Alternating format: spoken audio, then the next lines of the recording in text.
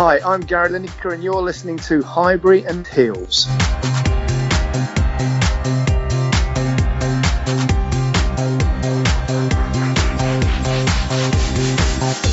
Hello and welcome to a latest edition of Highbury and Heels.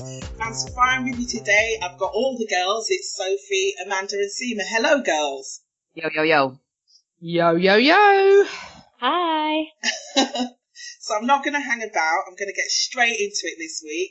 And today we have a very special guest, brave enough to face the Highbury and Heels squad.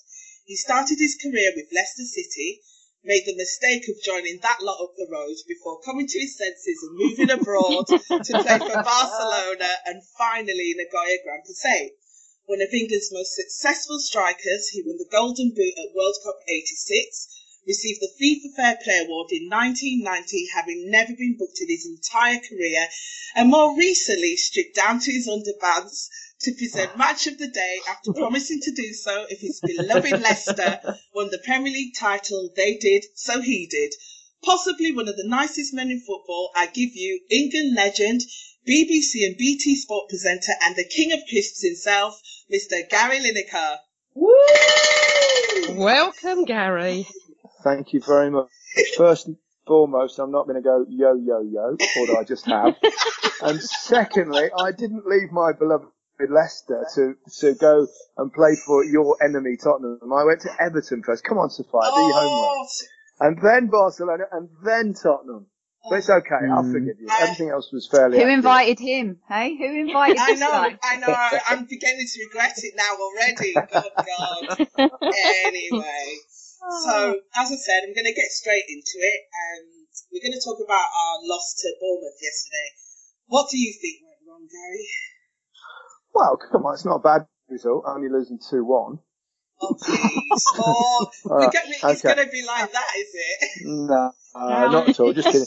Well, I think it's just been a kind of, I don't know, I'd hate to say this really, but it's been a gradual demise, hasn't it, over the last few seasons, really, in many ways. I think the squad has not quite been strong enough. It's not, and you can see it this season. There's obviously problems with players wanting away, like Sanchez clearly is desperate to get out of there. I'm not quite sure the situation with Ozil, and they're not playing as consistently well as we've seen perhaps in teams of Arsenal's past, and under Arsene Wenger as well. So, slipping out the top four is a big problem as well. Playing in the Europa League never does anyone any favours, because that's, it's hard work playing the Europa League. So many games, particularly in long travelling in the week, always playing on a Thursday. That's not easy as well. So, no, I think that they didn't. I mean, I watched the game yesterday as well. They're just not playing quite that free-flowing football that we've seen so many times in teams of Arsene Wenger's past. Gary, when you see four players going after one player with a ball, how does that even happen? Is it a lack of defensive training, or players just losing their heads in the heat of the moment? Because I could not believe what I was seeing. Well, I'm sure that occasionally players lose concentration. I think by and large, by this stage, they should know what they're doing generally. Sometimes you get a bit of ball watching, people go towards and everyone does the same thing at the same time. These things do happen, of course. It's when they happen with the degree of frequency that you've got a real issue. Gary, the interesting thing I think for a lot of Arsenal fans is we spend 52 million on Lacazette, and I think people are generally very excited to see Lacazette come to Arsenal. He'd been pretty prolific for Lyon, a striker that can score goals from many different, areas of the pitch. Why do you think, as a former striker, help us get into the mindset of what's going on? He's always subbed at 70 minutes, and all of a sudden, I think it's nine games now without a goal. They've dried up. Is it down to his inability to link up better with flank players, with the midfield coming through the middle? What do you think it is? I think those of us that, obviously watch a lot of football will be, I would say, this is what Lacazette is. Lacazette's a very good footballer. I like him. He's sharp. His movement's pretty good. He likes to drop deep at times. He can link up play. If you look at his record over the years, though, he's kind of a goal in every other game man. So you can't be overly surprised about what you're getting. He gives you a little bit more pace up front, but he's not going to give you more goals than Giroud. But he's still a very good footballer. Why he gets substituted at 70 minutes, I've no idea. You have to ask Arsene Wenger that one. But he's a good footballer. I like him. I think he's sharp. He's been a bit unlucky. He's going through one of those spells that all strikers go through where things don't go for you, disallowed goals, etc. And then he just probably needs one to hit his backside and go in, and then he'll get back to scoring again. He's kind of a 1-in-2 man. I think, you're looking at someone like Morata, who's at the kind of same level, I would have said. So I think they've both actually had fairly predictable starts. It also takes probably at least 60-70% of the foreign players that come over from playing elsewhere. It usually takes them half a season to a season to adapt fully to the Premier League. There are obviously exceptions to that. But the players of that kind of level, if you look at the strikers in the Premier League at the moment, there's like about 3 tiers. I think you've got Kane at the top of the lot, and then perhaps Aguero just behind him. Then you've got the likes of Lukaku, then Morata and Lacazette. So there's kind of different levels. Salah, yeah. Well, Salah you'd put up there. Although Salah's not really a striker, is he? No, not traditional, no. But he can play anywhere, but he's been sensational. Yeah, I agree. So what do you think contributes to a goal drought? Do you think it's mental? And what was the longest period you went without scoring a goal? Well, I haven't actually scored now for about 23 years. Which is desperately long drought, really. But prior to that, it was probably about 6 games, which I did a few times. I had something happened after 6 games. I tended to manage to bang one in. But it's a mixture of things. Sometimes it's very difficult to explain form. It's very fickle. It comes and it goes. And I think with a lot of players, it can affect them, and then confidence is so important in all sport, especially as a striker, because you live and breathe by I suppose your goals tally, your goal ratios, etc. So you can put pressure on yourself. I think sometimes players try and do things that they didn't otherwise do. They try and perhaps do extra in their game, or run around a little bit more, go a bit deeper, go into wide areas, which is the one thing you don't want to do. What you've got to do is keep getting yourself in position to score goals, and if you do that, eventually your luck will change. So it's not just up front that we seem to be struggling. Petr Cech wasn't great yesterday, and for me, he hasn't been really convincing all season. Why do you think we didn't go for the likes of Butland or Pickford or even Keith Szczesny? I disagree with you a little bit on that one. Really? I think Petr Cech's he's a terrific goalkeeper. He's yes, he made it a odd mistake. He perhaps shouldn't have left his line yesterday. But he's also been brilliant on occasions. The game I watched against, Chelsea, he made some excellent saves, as did Courtois. He's a top goalkeeper, exceptionally experienced, and you're talking about changing him for a goalkeeper that's not really totally proven yet.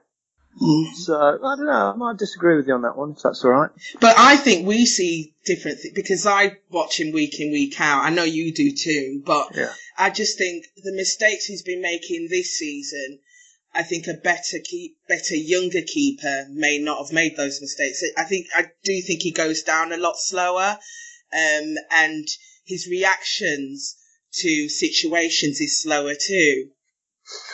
Well, at some point, we all, everyone's abilities wane to some degree as you get older in football, even goalkeepers, even though it's a bit later generally than outfield players. But, that's, everyone's entitled to their opinion. I think also you're not to help when there's a little bit of if there's less confidence in your back four. The back four's been chopped and changed, hasn't it, this season? Sometimes it's 3 at the back, sometimes it's, your regular kind of 4. So, it doesn't always help if you've got different individuals in front of you. So perhaps the whole issue is the whole defensive side of the team, been letting, plenty of goals in. It's not always the goalkeeper's fault. And if you're not confident in your own defenders, then that makes it difficult for anybody in between the posts.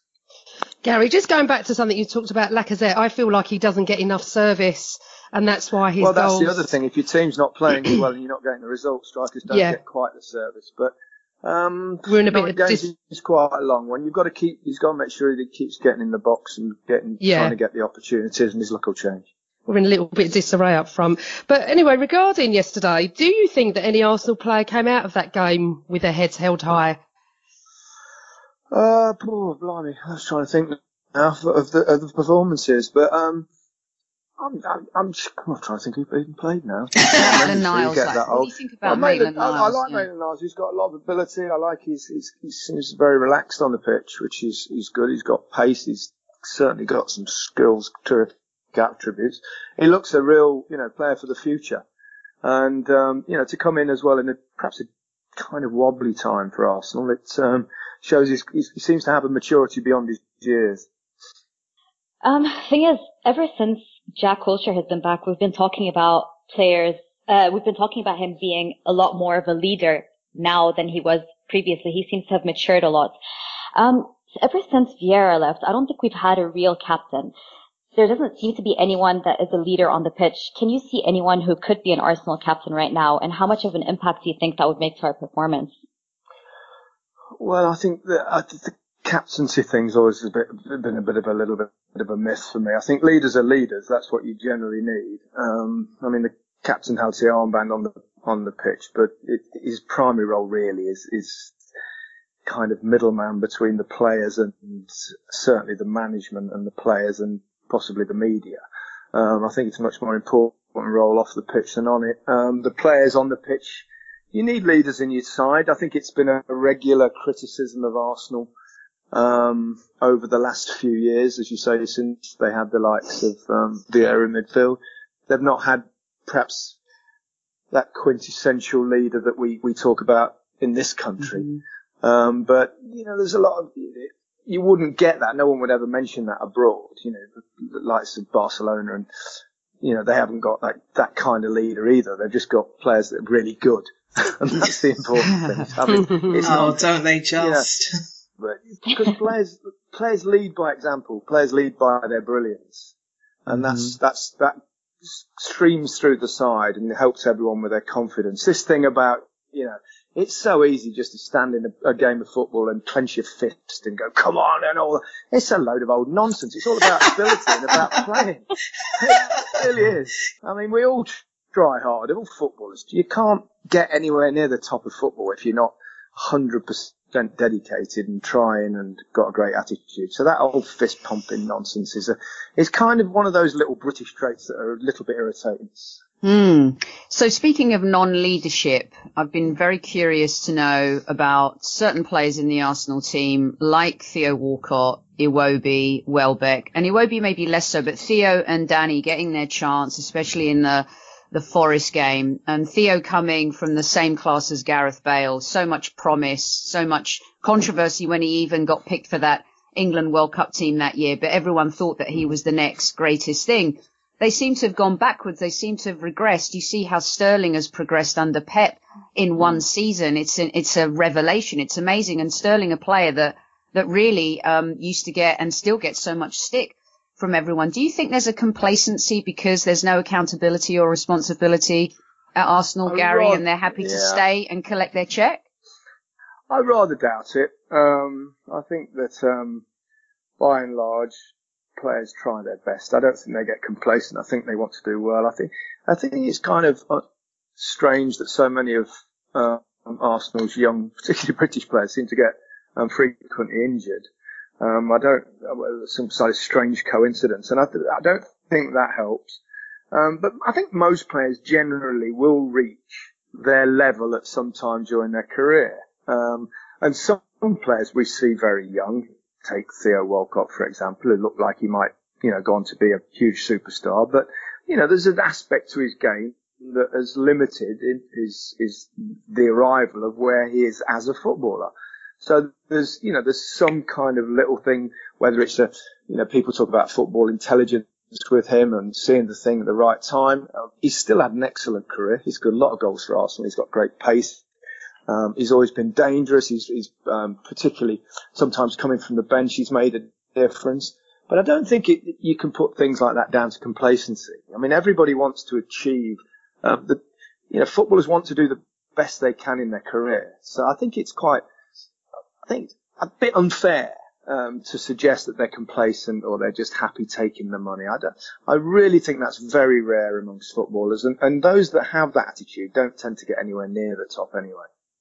So, Mirror journalist John Cross has said this is the worst Arsenal team in more than 20 years. Like me, you've watched Arsenal during the whole of Arsene's reign. Do you agree with the statement? What do you think's gone wrong, and what do you think needs to change? Well, the statistics suggest it's the worst side that Arsene Wenger has managed. So you can't really argue with him. I would say the position in the table, they're sixth, and they're not only sixth, but they're a little bit adrift now of Tottenham, who are fifth. So, you know, prior to last season, they'd always qualified for the Champions League under Arsene Wenger. Obviously they won the FA Cup at the end of last season, but, you know, and now we're out of it for the first time in the third round. You know, losing to Forest. So you're out of the Cup, and I think it's just about the first time he's lost in the third round of the FA Cup. So things are gradually getting worse. So you have to say that that's probably factually correct. It seems to be the worst Arsenal side, and added to that, you've got the problems about, you know, players being allowed to get to the end of their contract. So you sell it, not only selling Alexis Sanchez, but you're probably not getting anything like the amount of money that the club should get. But, you know, there's a lot of rumours that they might be signing Aubameyang, which would be a terrific sign. He's got goals in him. Malcolm as well has been linked, hasn't he? So, you know, who knows by the end of the window. But I think experience tells us that they don't tend to sign too many in each window. So I'll be surprised but they'll have to do something. Because they can't just let Sanchez go and the way they're going in the league at the moment. It's, for you Arsenal fans, it would be deeply concerning. So you were just talking about contracts, and one of the questions I wanted to ask was, why are we always allowing our players' contracts to run down? I just don't understand it. It doesn't matter if they're our best players or ones on the periphery. It never seems to happen to any of the clubs, but it happens to us all the time. Why do you think that is? Well, it's either bad planning or signing the wrong kind of players in the first place that can see other horizons. But it can't be good planning. They obviously leave it a little bit too late before they renegotiate players' contracts, and that gets you in a position where all of a sudden the player has not necessarily a dilemma, but they have the possibility to think about waiting towards the end of the contract, because obviously then the fee comes right down and the player's in a much better negotiating position to get to another club. I think most clubs now would probably try and agree a new deal with at least 2 years left of a contract. So therefore a player's thinking, well, I don't want to wait another 2 years. So yes, it gives them that desire to sign a new contract at that point. But to be honest, unless you're on the inside of the club, I mean, we can second guess it all day long, but unless you're on the inside of the club and you know each individual that's concerned, you can't really say. But it is true. It has happened on a number of occasions with Arsenal. Okay, Gary, just going back to that a second, if it was me and it was the Arsenal board, I'd have had him either on the bench, signed an extension 2 summers ago, or sold, because I just feel that you cannot allow this to happen. Most Arsenal fans are up in arms about Ozil. We've got Jack out of contract this season, summer. We've got Sanchez off. It is so disgraceful what's going on now. But in line with that, if you were Arsene now, what would your priority be? Who would you sell, keep and buy? I mean, obviously we know 100% Sanchez is off, but what about the rest of them? Well, you want to keep your best players. That's always been the case, and losing Sanchez won't help him keep other players that perhaps would consider moving, like Ozil. Because the one thing you don't want to see is your club losing the best players, and I think it's a real watershed moment for Arsenal. They've got to decide what they are. You know, they've always been one of our big clubs, but you know, it's reached a point now where they've slipped out of the top 4. They're losing big stars. What do? They've not been a club that's massively invested, or obvious exceptions of people like Ozil and Sanchez and Lacazette, but not obviously to the levels of certainly Manchester United, Manchester City nowadays, or Chelsea. So it's hard to consistently compete. I mean, Spurs have got the kind of a little bit different because they have managed to keep their young players signing on contracts way before they come to an end. But it's like Spurs have got to decide now as well. They've built up this young, exciting side with lots of terrific young players. But are they going to be able to compete?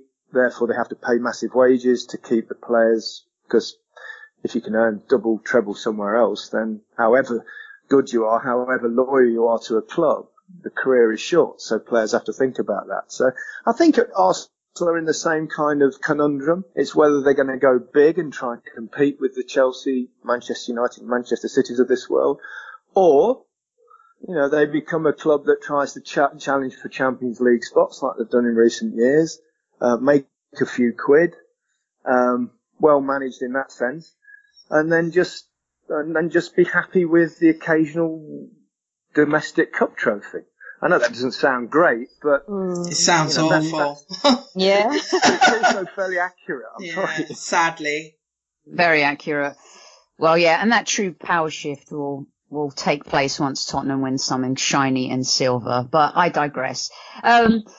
Gary, Mr. Wenger has always been a hero to us. He changed not only Arsenal Football Club, he changed English football. Pioneer, trailblazer, call him what you want. And I think if you'd have said to many Arsenal fans 10 years ago that they would feel the way they do today about Wenger, they'd laugh you off. And we always used to say when Mr. Wenger leaves, he'll leave Arsenal in a great place with good base players. And now it feels like he'll be leaving Arsenal in a worse state than when Manchester United lost Mr. Sir Alex Ferguson. What are your thoughts on that? Can you compare the two? Well, I mean, Arsene Wenger's been a terrific manager, not just in terms of the success that he brought Arsenal, obviously most of it quite a few years ago, but also in the manner of the football that we've seen Arsenal play over many years. It's always been highly entertaining. It's a football that I've always enjoyed watching. And Arsene Wenger is, you know, a hugely intelligent man and knows his stuff. But you know what happened? The game evolves. Different people come in, different kinds of football creep in. I was kind of not surprised as much, but I thought it might have been the moment at the end of last season, perhaps after the FA Cup, for him to. Yeah, would have been perfect. Because the one thing you don't want really is all the Arsenal fans turning on him, because, you know, he deserves better than that and he deserves to have a legacy. But, you know, I would never ever call for anyone to be fired. But, you know, if it was any of the other big clubs at the top of the table, you would think, given the gradual demise over the last 2 or 3 seasons, they'd be under enormous pressure. And I'm sure he is under pressure, but, you know, Arsene seems to run things at Arsenal in all ways. So, and then unless you're on the inside, which I'm clearly not, you don't really know what's going on behind the scenes. But, you know, I think it would have been nice if it had gone at the end of last season for him, his legacy and everything else. But it had gone of his own accord. Because I think it'd be really sad to see him kind of sacked after so long and so much success. I think we all feel that way, really. I don't think the club would do that. There's no way the club's going to do that. No. Well, you would hope at some point they'll, you know, come to some kind of mutual, you know, decision. I mean, you can tell that Arsene lives and breathes Arsenal Football Club. He's been there so long. And he's obviously hugely proud and he wants to get them out of the situation that they're in. But it's not going to be easy. And it won't be easy for someone else coming in, because we saw that with Manchester United. When someone is so dominant at a football club and has run it their way for so long, it's very difficult for the next incumbent. I always said that that it was an awful job to follow Sir Alex at Manchester United. Or however good you think that job may be, it was always going to be an impossible act to follow. And I think the fact that Arsenal have perhaps not had so much success in recent years will make it slightly easier, but it will still be different because the whole fabric of the club will have to change. Yeah, definitely. I mean, I remember in one of your many Twitter debates with Piers Morgan, you said you'd take Wenger at Spurs. How do you feel about that now? Like, would you still take him over Pochettino? Well, I think Pochettino's young, upcoming, tactically astute. I probably wouldn't at the moment, no. I suspect this will be Arsene's last job, but who knows? I mean, he lives and breathes the game. Is Piers Morgan, does he want him out? Arsene Wenger, I can't recall. Just a tad, Gary. God, dear. And I have to say he's right. I agree with him. Well, he's right even when he's wrong. So. Exactly.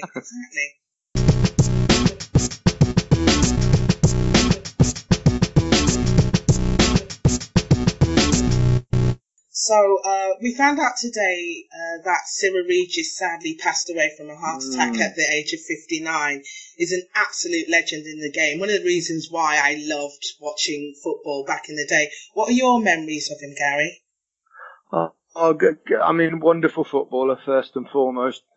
Excellent striker. Scored some terrific goals. Brilliant player over many years. Was in the odd England squad with him. Lovely guy as well. And it's a real shame. I mean, that's 2 years older than me, and it just makes you, when you start to lose players that played in your time. I mean, I've seen him a few times. He always looks so fit and strong, but it just shows you never know. No, I mean, he did so much for the game in so many ways. They kind of, there's the old 3 degrees, wasn't it, with Brendan Batt? Love them. Laurie Cunningham, who's obviously departed many years ago, was a wonderful footballer. And Cyrille Regis as well. And they paved the way in many ways for, black footballers in this country to be accepted. I saw a couple of the YouTube videos this morning of, when he was playing and you could hear fans booing these players when they were getting the ball. Awful. It was awful. It was I mean, we've come a long way. There's obviously still some way to go. I think one of the reasons that we have come such a long way, and racism is nothing like as awful and as persistent as it was back in my day, is because of the likes of people like Cyrille Regis, who always, he didn't accept it, but he fought it in such a polite and intelligent way, with grace and dignity, and he just made you aware that it's not about colour, it's about good people and it's about good footballers, and it could never be about that. But it really was back then. Yeah. And it was awful. Obviously I grew up during that era and I played in that era. I played with John Barnes. I remember getting on an England plane where we used to have fans on the back of the plane, and they were berating him, saying you shouldn't play for England because you're black and stuff like this. And it was just horrific. And I've played in matches where bananas have been thrown on the pitch and stuff like that. But we've come such a long way that it's important that the legacy of people like Cyrille Regis is maintained, and that we keep a firm, control on it. Moving on, we're going to talk about your career. That's where it gets interesting. I've got a bone to pick with him. Couple bones. Now what? You had the chance to play professional cricket or football. What made you choose the latter? Well, football kind of came along first. No other reason than that. I was given an opportunity at 16 to join Leicester. Probably at school I was better at cricket than football. Because I was pretty tiny. Didn't grow until I was about 17, 18. I'm still not giant, but, football was the first thing that came along, and, as a proper opportunity. And then once you were playing. I mean, I still played cricket in the summer, but it was, it just took over. I think it's probably the right decision. Gary, I'm always curious about, the mentality of, young British sports people and also American. I've lived here in the US now for about 16 years, and even with my friends and just people that I see covering the game here, they really grow up thinking and are told, oh, you can do that and you can do anything. Whereas when I was growing up, it was, I want to do this, and then generally it'd be mum and dad or some people in your life. They'd be like, oh, well, you can't do that. And we seem to have that you can't do that attitude in England. As a young man, with your football dream, did you have that bravado and belief that you were going to make it right from the get-go? Can you talk us through that process? Not really, I didn't. In fact, I mean, I I always scored goals and I was always quick. I had good support, but everything I've done in my career really, it surprised me. I remember getting into Leicester's youth team and I wasn't that very confident, but I still managed to score a few. Then I got into the reserve side and I was sitting in a dressing room and I was looking around and seeing, one or two of my kind of heroes, and I was thinking, this is going to find me out, but I still managed to score a few goals. And then I remember I got to my 18th, just turned 18, and I got into the Leicester first team, and I was sat there with loads of heroes of mine, Keith Weller and Frank Worthington was there, and people like that, and I was going, what am I doing here? It was exciting, but it was a bit of a slow start, but mainly because they stuck me on the wing, like they often do with young players. They think they've got you can learn. Chance. Yeah, learn. First time I'd ever played in that position in my life. My debut, I was absolutely useless. And I thought that was the roof for me, but I managed to get another chance. And then just started scoring goals. And then eventually it led to England. And again, I remember I got a phone call. I was at home it was a Monday afternoon. And I got the phone rang. I picked it up and it was Gordon Milne, who was the then Leicester City manager. And he said, pack yourself a toothbrush, come into the club, pick up your boots. Bobby Robson's been on the phone. He wants you to get up to Wrexham. So I've gone, oh, okay. And I remember driving all the way. It was about a 3-hour drive, whatever it was. And absolutely, shitting myself, really. Which I obviously do on a regular basis. Oh, yeah, I was going to do what he said.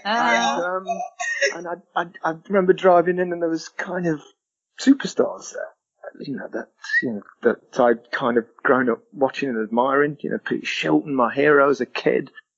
All sorts of great players were there. And I just thought I was out my depth. I wondered what I was doing there. But again, after a period of time, I managed to, it just kept scoring. So, but the whole confidence thing was not really there. I didn't really start to think I was anything like a player until probably after the World Cup in Mexico. Wow. Well, do you know what? Talking about your goals, you scored a lot of goals with our mate, Arsenal legend Alan Smith. Smudgy, I did. Yeah, Smudger. What do you think made it work so well? We had a really good relationship, good friendship. We were different kinds of footballers. I think there was an intelligence there that, we knew how to play together well. He was obviously tall, strong, very quick as well for his size. Not that size should make any difference to that, but, he was still quite sharp. And we just played well together. And we also had good service at that time at Leicester. We had Steve Lineker, who used to get down the flanks quite well. And we were a decent side. But yeah, I think we scored something like 50 goals between the three of us in one season, which for a club like Leicester at that particular time, before obviously they became Premier League champions. Just throw that in. So yeah, we just played we played well together. And then obviously he was involved in my last ever game for England because he came on as sub and for me. But he should have been played with me. That would have been good. So what made you sign for Tottenham instead of Man United under Sir Alex? Do you regret the decision? Have you ever talked to Sir Alex about it? No, Tottenham came in first. Funnily enough, I was kind of keen on Arsenal. Oh, really? Yeah, but they'd only wanted to pay about £2.50. And they're a bit stingy in those days. 0.1 penny, £2.50, 0.1. But obviously Terry Venables was there. I knew he was a great coach. And there was always, right at the end, there became a bit of a financial problem. They weren't sure they were going to be able to do the deal. And at that point, Manchester United came in. But it was kind of very late in the day. And it wasn't the Man United, it was prior to the success of Manchester United. That followed probably, 4 or 5 years later before they started winning things. So it's not like I look back on it and think, I'd have won loads of stuff that I got to Manchester United, because all their success really was after I had finished playing in the English football. So, so in the end, I ended up at Spurs, and I had a good time there. It's a terrific club, as you well know. Oh, whatever. Oh, Gary, this is the part I want to pick a bone with you. You invited me on. I know, and this is one of the things that I wanted to talk about with you, even though it broke my bloody heart. 91 FA Cup semi-final. Yeah. Gazza took that free kick. Okay. Rubbish, now, where I was sitting, it was right in front of me. Okay. So, he beat Dave from a 35-yard free kick. But you went on to score 2 goals. Right. I don't want to talk much about that because honestly, that is the first time. You're doing pretty well then. Yeah, I know, but I have to get it out. It's been 25 years of hurt. No, I was in the crowd that day and I was devastated. First time I've actually welled up. I have to be honest. And as you know, it's bad enough losing a semi-final. It's bad enough losing it to your absolute arch enemies. Well, do you want me to apologise? Yeah, please, yeah, to all Arsenal fans. I'm very sorry I didn't get a hat-trick. I will just swear then, but I'm not going to. The fact that you know, obviously the whole, day was about Gazza and the free kick, but you actually scored 2 goals that actually won you the game. How does it make you feel that Gazza took all the plaudits, but you actually scored the 2 goals, It's that's typical of strikers. We never get enough glory. Well, obviously, not only that, but I told Gazza where to hit it. Did you? Wow. Well, not quite where to hit it, but it was quite a long way out. And Gazza had this thing where he'd taken a lot of free kicks where he bent them and stuff, and he was brilliant at that. But I remember, if you ever see the coverage again, you'll see me run out to it. And I thought, it's too far out. So I said, it's too far out. Don't try and bend it. Just give it a right smack. Well, he not only gave it a right smack, he bent it as well. Yeah. Right in the top corner. And, it took all the praise away from my brilliant goal from about a foot out and my excellently powered shot that was just too much for Seaman to hold. We're not laughing, Gary. We're just not laughing, okay? Leave Seaman alone. Just saying. It must be amazing, though. It must be amazing, though, Gary. I mean, you score goals, and that's it. The euphoria is incredible. But to do it in those moments against the enemy, against Arsene. Oh, yeah, special against Arsene. Right, moving on before he rubs it in. We've given you enough credit. One of the things I think that people really admired about you was you were one of few English players who went abroad. And actually, back in the day, it seemed as though players took that gamble more so. Why do you think they're not doing it as much now?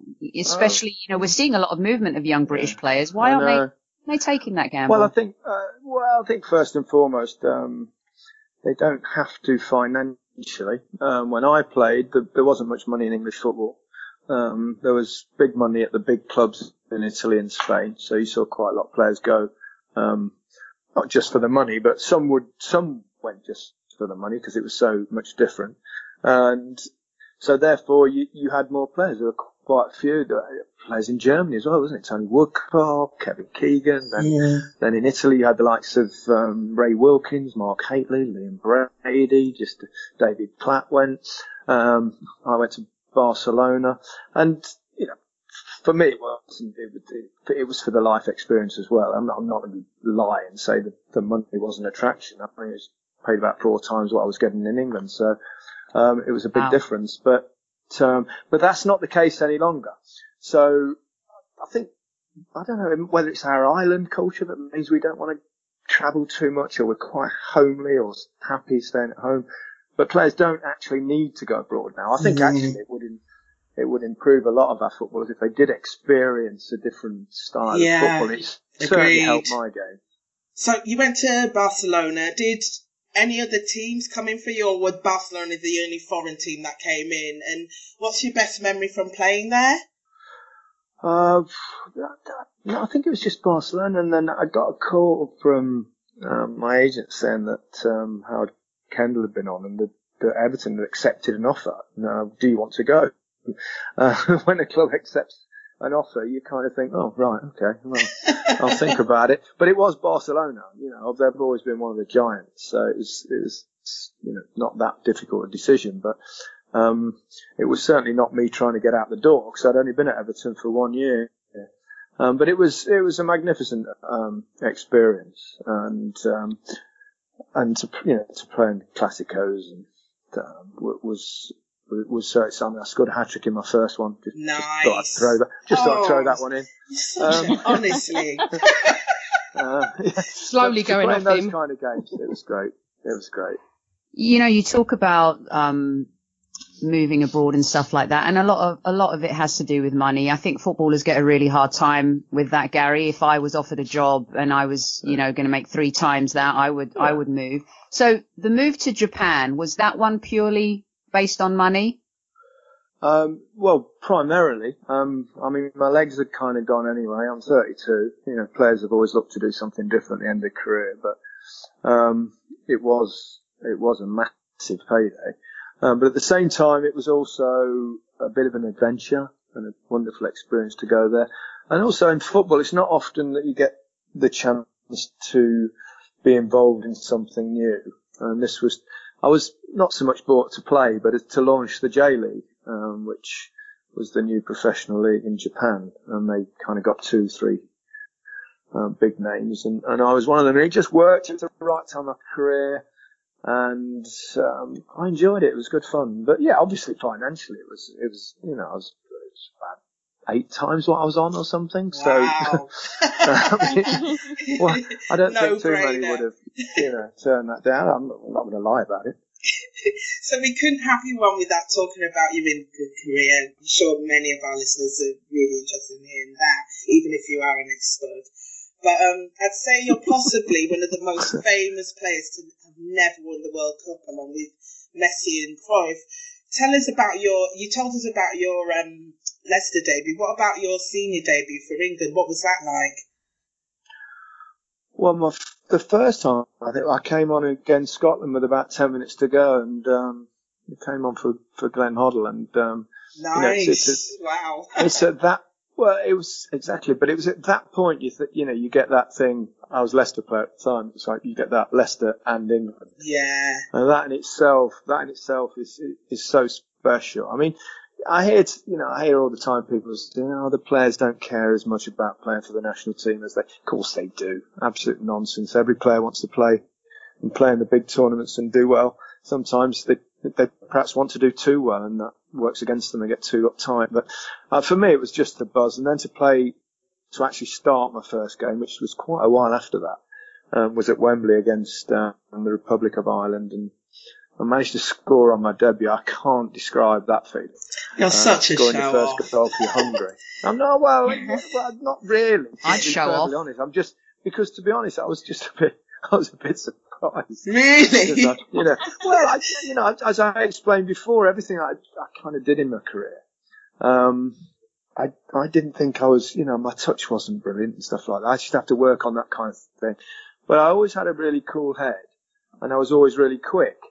So, which is a good thing for strikers. So even though I felt like I was probably out my depth at that stage of my career, I could always. Funnily enough, when the moment came on the pitch, I always felt really calm. Never had any nerves. So that helped. But yeah, as I say, you kind of mentioned some of the big points of your own career, and you feel like you're bigging yourself up. But it wasn't until my late 20s that perhaps even after my career, when I look back and think, actually, I wasn't a bad player. Because I was never that confident. Never that confident. Well, even after you won the Golden Boot, after you... all your accomplishments, you were still not confident even to the end of your career? Well, I remember after I scored a hat-trick and I'd won the Golden Boot. Then the January after I played in the Classico, I scored a hat-trick. And then a month later, I played in the Bernabeu for England against Spain, and I scored 4 goals. And I remember after the 4th goal went in, I remember running back to the halfway line with Brian Robson. I remember saying to him, "This is ridiculous. Why am I so lucky?" Wow. So that's honestly true. And he just said, "Oh, shut up, you prat." More than Go on, something. Robbo. But I genuinely meant it. I genuinely thought, why is this happening to me? Why do these balls just keep dropping to me 3 yards out? I don't know. But I just thought I was getting away with it. And then it was only kind of later after that you started to have a bit more confidence. I mean, I know it might surprise people, but it's true. That's brilliant. That's nice to hear, actually. This is a little bit random, but we are curious. Who did you room with for England, and did they have any annoying habits, or did you have any annoying habits? Obviously I don't have any annoying habits, but no comment. Yeah. Probably kept playing. Oh yeah, playing Spurs. That Spurs are on their way Apart to from Wembley. squatting on the pitch on occasion. I actually roomed with Peter Shilton, who was weirdly my boyhood hero, and when he played for Leicester, and I saw him playing the cup final in 1969, and I remember crying all the way home on the train when Leicester lost, and then I ended up rooming with him with England, and then I eventually retired, and he was still playing. He had such a long career. Wow. But he had many annoying habits. Just give us the worst. Just the worst snorer. Just terrible snorer. Shilton I used to have to smack him with a pillow. And he used to send me out of the room in the afternoon so he could put his bets on for the race. Oh my God. That was the other thing. Love it. Apart from that, he was great. We had a lot of good times together. And roomed together for pretty much the entirety of my England career. Wow, it's a marriage in itself right there. Gary, I'm going to take you back. No, I wouldn't have married him. I'm going to take you back to a game that, if it's painful for us, I can't even imagine what it felt like, not only in the game, but then after the game. 1986, so many reasons for that World Cup to be memorable, but of course the hand of God, Maradona's glorious run and goal as well. Things could have been so different. Your header from John Barnes, the sliding doors moment where it could have been 2-2. You score that and potentially England could go on, to win the World Cup. I've never felt. Sorry. Are you going to cry? I know, it was all my fault. That's my goal. Yeah, you got me emotional. Can you describe that moment in the game, but more so when you guys knew as well that he handballed it? How'd you keep your composure? Because my dad was throwing things at the telly. It erupted in every English household. How do you continue going on through the game and talk us through that moment? Well, first and foremost, I didn't see it because obviously I was hanging about the other end of the pitch. And it wasn't that clear. And he was very clever with it. But obviously Pete Shilton knew, 2 or 3 of our defenders were close enough to witness it. And it was, but it was obvious by the reaction of our players what had happened. And, it was, for me, it just meant we were 1-0 down. I mean, you get angry, obviously, if the referee made a massive mistake like that. And looking back in hindsight, it was so costly because the first goal in any game is always absolutely crucial. But when it's one like that, obviously you feel cheated by it, as clearly we were. And then obviously not long later he scored that unbelievable goal, and the other thing is, which I did a program, we did a little documentary on it not long ago on that particular game. We got a few of our guys around the table, and I think just Glenn Hoddle pointed out that before Maradona got the ball in the middle of the pitch for that unbelievable second goal, that there was a terrible foul just before that, that the referee completely missed. So in reality, that goal shouldn't have stood either. But having said that, it was definitely the best goal I've ever witnessed on a football pitch that I've been part of the game. It was just staggering, and it was more staggering given the nature of the surface, which was pretty much the worst pitch I'd ever played on, because they'd had a lot of problems with it, and then they relayed it with like small squares of turf just prior to the game, and every time you stuck your foot on one, it kind of just disappeared with your foot. And how he managed that turn on the halfway line and the way he went away from players was unbelievable. But yeah, neither goal should have stood, so we actually really won 1-0. You say that. But in our hearts and minds we did, for sure. The thing about that game was, though, you scored that header from John Barnes' cross, and then you got the next one, which was almost identical to the guy, and you missed it. What was the difference? Why? No, I didn't miss it. I actually it came over the keeper. It was a bit closer, and I jumped up and I thought, crikey, I'm scoring. Yeah, I saw it all the way into my head. Yeah. I actually headed it, and then from somewhere, chair or something, the left back came up from underneath and appeared from nowhere, and as I headed it, it hit the back of his head and went out. Wow. So it was, I just couldn't believe it, because I thought I'd scored. I knew I'd headed it. I think most people thought you scored. Yeah, I know. But the funny thing is, I fell awkwardly and hit the post and actually injured my medial knee ligaments. And if we had have got through, there's no way I would have played in either that or the final. Yeah, but not that it mattered, because we'd lost anyway. So. Oh, Gary.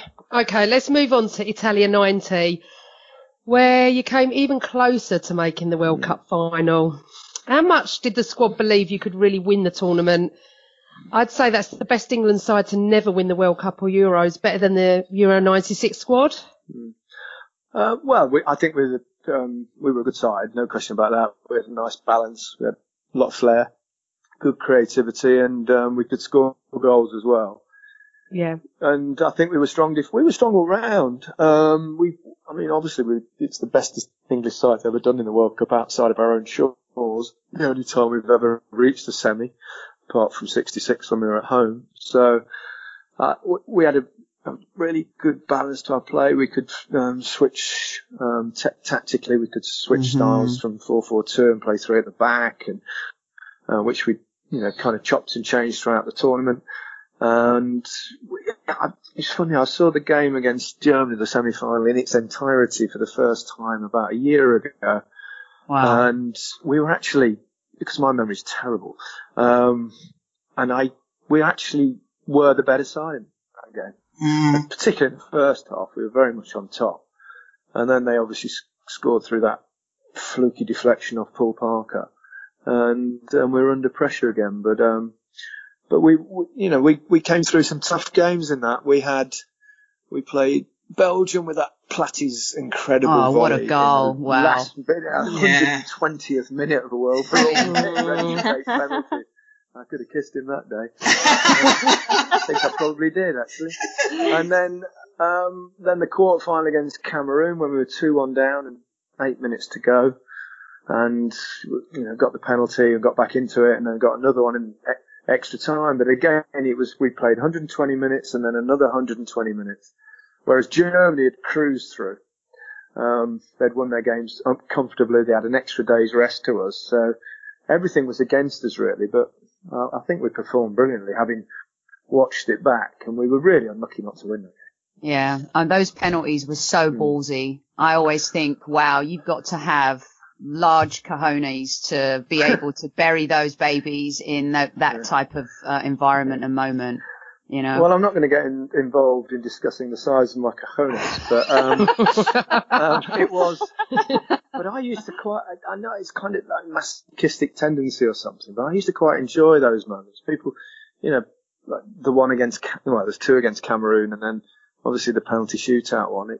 I just think for strikers, first and foremost, it's a chance to score, which is what you'd spend the whole game trying to get. Chances to score, and it's a really good one, but it's obviously one where you've got time to think. But it's also a real opportunity to kind of show off a little bit and show that you have got big cojones, if you like. But there's something kind of, you're in a position that mere mortals can never be in and never experience. And to then pull it off and manage to knock it in the back of the net. Now, obviously you can miss one as well. We've all missed them. Done it myself a few times. But to have that opportunity to make a difference is a real great chance to kind of show off your nerve, if you like. Yeah, it's brilliant. I know you probably get asked this question a lot, Gary, but really, I think there's a reason for it because it's such an iconic moment. And I think as well, it showed your leadership on the pitch and your care for a player like Gazza who could go off at any time. The whole country started crying in that moment when he shed his tears. What was going through your mind as soon as you saw him right away? Obviously, his personality and your instinct was, have a word with him. Yeah. what happened in that moment, and then what did the players say to him after the game?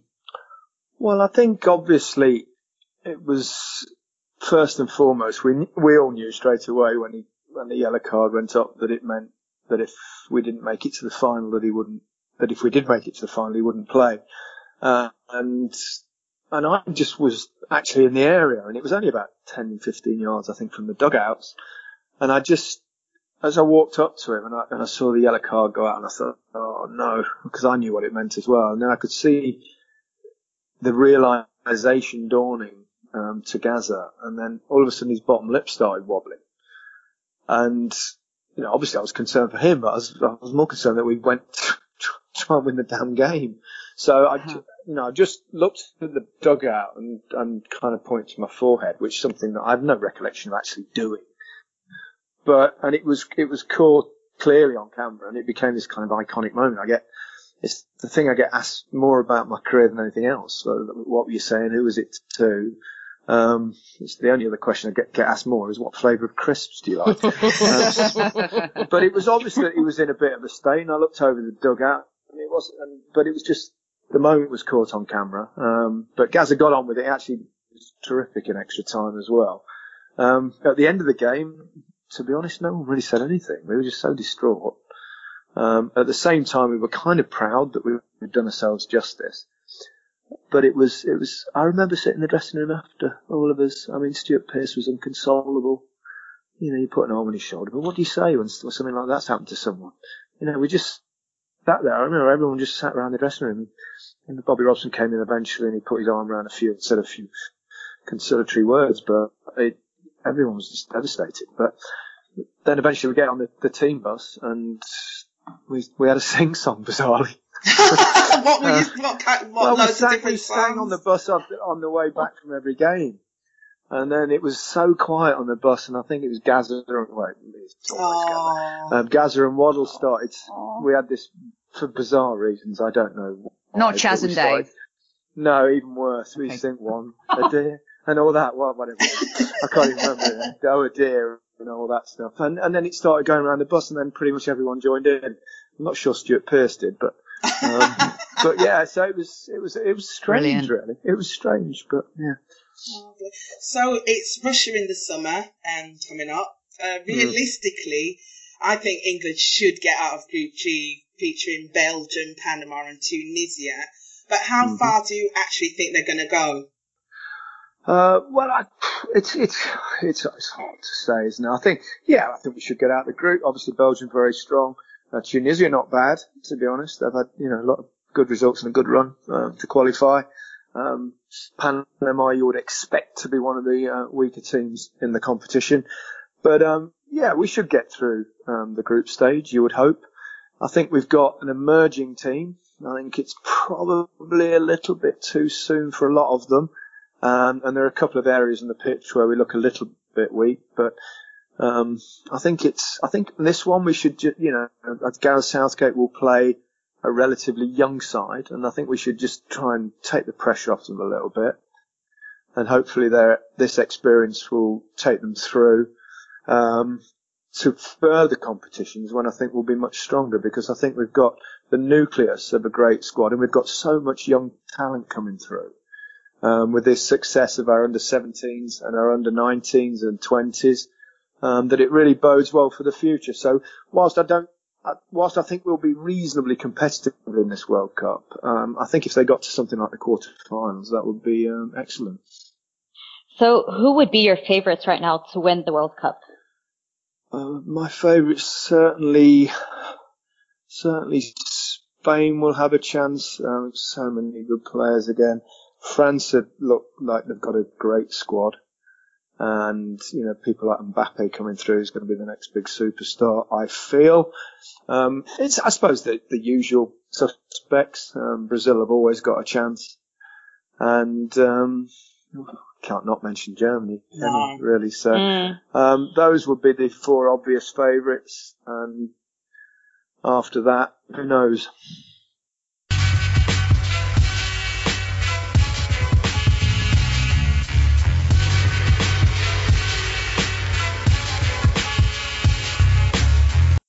Let's let's talk your post-football career. You took over from Des Lineker on Match of the Day. How daunting was it to fill his shoes, and did you ever think you'd be that good and last so long? Blimey, I didn't think I'd last 10 minutes when I first started doing it. And I remember that was 96, because it's not kind of something that you can practice, because it's quite an expensive thing to put on a TV show, so you can't get any pilots and stuff. And I remember the first time I did it was the actually presenting it. I did punditry before. Yeah, I remember you punditing.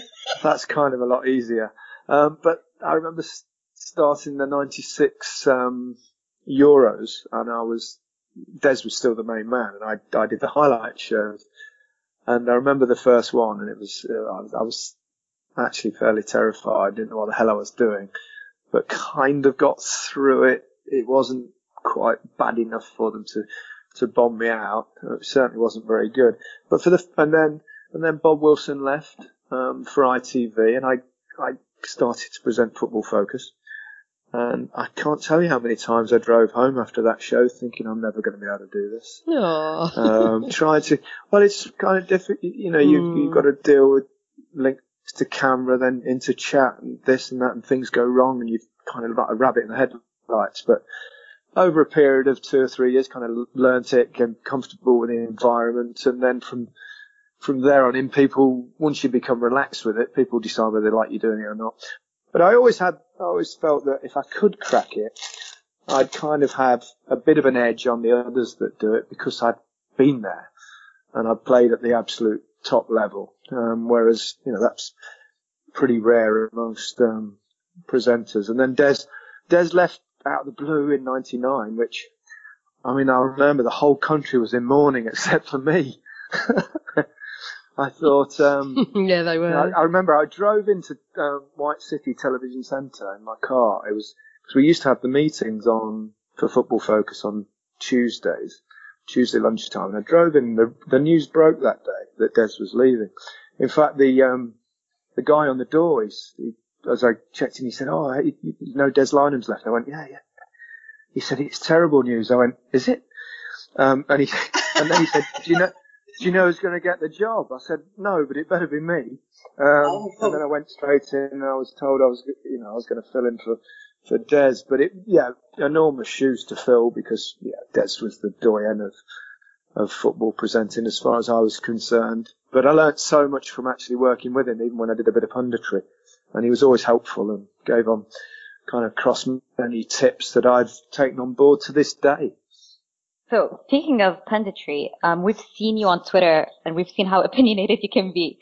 So how difficult do you find it not to be really as expressive with your views as a presenter?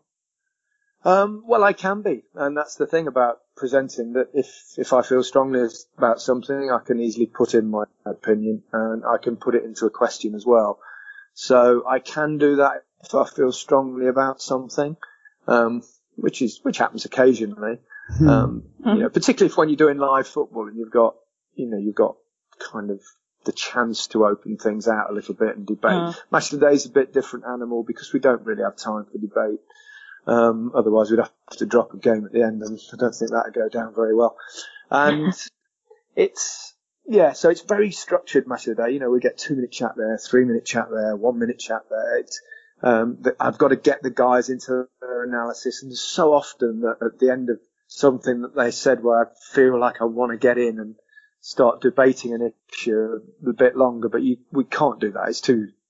It's a very structured show. Whereas you do live games, whether it's doing the FA Cup with the BBC or doing certainly Champions League games with BT, we get time to expand and time to talk and time to debate. And on occasions, if I feel the need, I can put the question in. But I with an opinion of my own. But to be perfectly honest, the people I work with have got such great opinions that it's very rare that I feel the need to do that. You know, Gary, you've played for some really great clubs, barring one, as we all know. But of all the clubs, Nagoya Grampus 8. If we'd have had 11 players instead of 8, we'd have been really good. He's as sharp with his mouth as he was with his boots. I absolutely love it. You know, though, Leicester does seem to be the club of your heart of all the teams you played for. And so a magical season, that saw Arsenal and Spurs not be able to close the deal, whereas your Leicester did. How did you celebrate, and what did it mean to you to just see that in your lifetime? I honestly think it was my best experience in sport. And it was nothing to do with it. Honestly, nothing to do with it. But it was just, for this miracle to happen in the Premier League, and it was a miracle, sporting miracle. I mean, it's like, if someone said to you now that Burnley will go in the league or Bournemouth will go in the league, it's impossible. And it was exactly the same for Leicester. It was impossible what happened. But 3 of my sons support Leicester. And to live that experience with them, it was just incredible. And I remember the last kind of, I don't know, must have been 7, 8 games on the bounce were all on Sundays. So I wasn't working. I'd done much of those Saturday night games were on Sundays. The boys would come round, or we'd go to the game, and we'd sit there, and it was excruciating. Nearly every game was 1-0. We were like the last 15 minutes were hanging on and hanging on and hanging on. And then they'd win the game, and then we'd all cheer together. And then they were all here for well, Leicester weren't playing when they won the league, obviously, though. It was, Chelsea against Tottenham, and Spurs went 2 up, and they were all here, and we were all thinking, oh, crikey, it's going to go to the wire, it's terrifying. And then Chelsea got one back, and then that Hazard goal. And just a few minutes to go, and I actually had tears in my eyes. I couldn't believe it. And we were just hugging and jumping up and down. It was incredible. Wow. It was just a magical experience. And I had to tell them at that point, you do realise this will never happen again. So enjoy it. But it was genuinely magic. But I want to take you back to when Leicester signed Claudio Ranieri, and you tweeted, you know what I'm going to say? Claudio Ranieri, really? Yeah. So, but sometimes when you do a tweet, send it before you finished it. Oh, really? Yeah, it's really, really good, I was going to say. Did you ever actually talk to him about it? Did he say anything to you about it? Yeah, he's good as gold. He's good as gold. I'm not sure. I don't think he's on Twitter, but he's obviously seen that subsequently. But it wasn't Claudio Ranieri, really? It was just a surprise. It's not that bad, is it? It's not like saying, he's useless. Why did he don't try and get out of it now. We know what you mean. I love Ranieri. He's my hero. He's such a lovely guy. And the other part of the story that was so lovely was that the way Ranieri handled the whole thing. He was so likeable. Yeah. Which is not that common amongst managers. So it was a delight. And he's a delight. He really is. I was absolutely choked for it when he got the sack. I'm going to ask you the question we all want to know. No. Did you ever consider not doing match of the day in your boxers? And before you answer that, how much physical preparation did you do to ensure you looked your best on that show? Well, I asked him to warm the studio up. But you never liked it cold anyway. So. I hate it cold. No. Okay, so you were going to bottle it. I thought you were going to do it at the end of the show, and you didn't do it. Was it the next season you did it? No, well, my tweet was that if Leicester win the league, I'll do the first match. The first, okay, yeah. So I just did it when I actually tweeted about it, but obviously when I did the tweet, I knew there was categorically 0 chance of Leicester winning the league, but that somehow happened. So I was always going to do it. It was just, it was a very, very surreal experience. I didn't actually do any more gym because I work out a lot anyway. You're not fooling cut out the Gary. carbs for a couple of weeks. Yeah, no carbs before the short. So did you go mad afterwards? Once it was done, did you right carbs? Oh yeah, filled my face. That night, did you go out? I can't remember. I put clothes on before I went out anyway. But I was, it was really surreal actually doing it and also when I was doing the link, I could just see Wrighty and Shearer just chuckling away in the background. background. It was so cringe, really cringe. But anyway, Brilliant.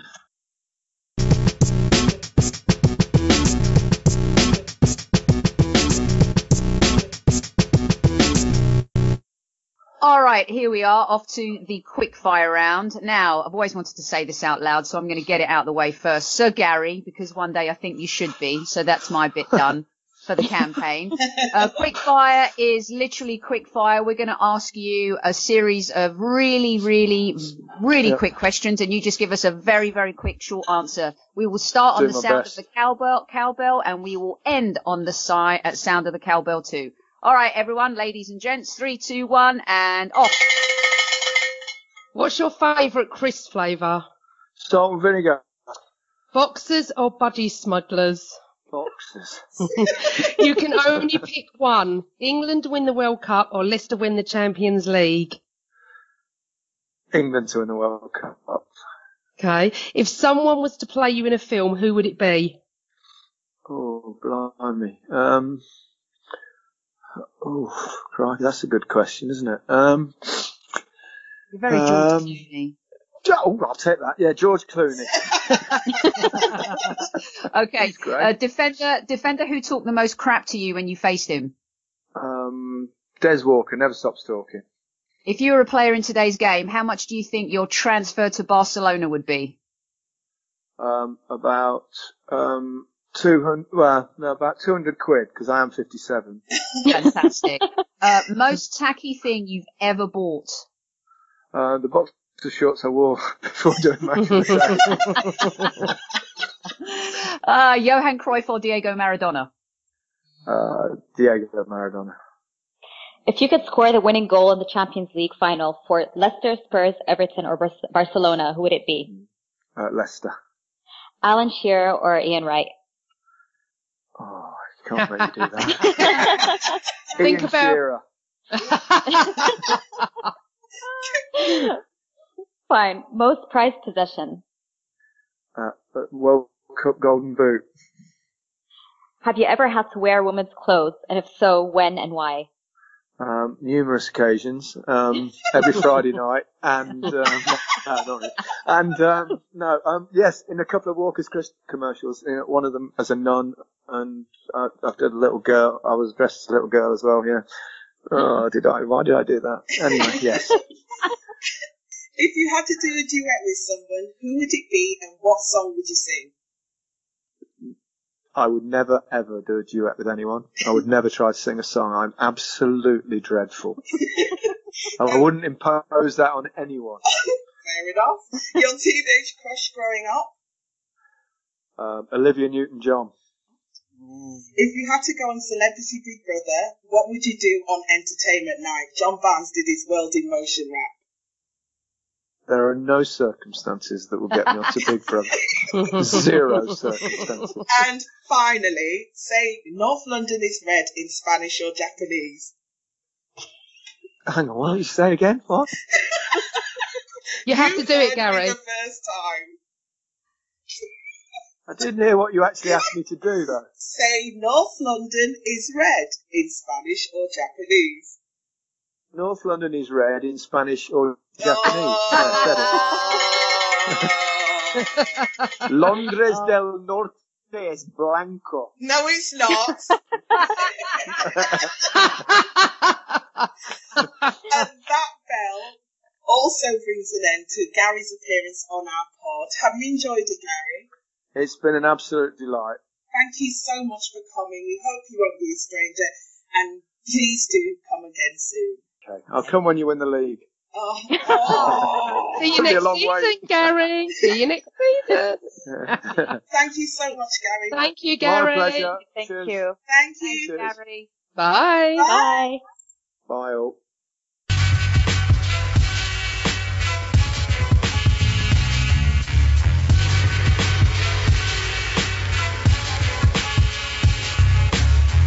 Okay, so good news. We've got a competition this week, and it is a fabulous prize.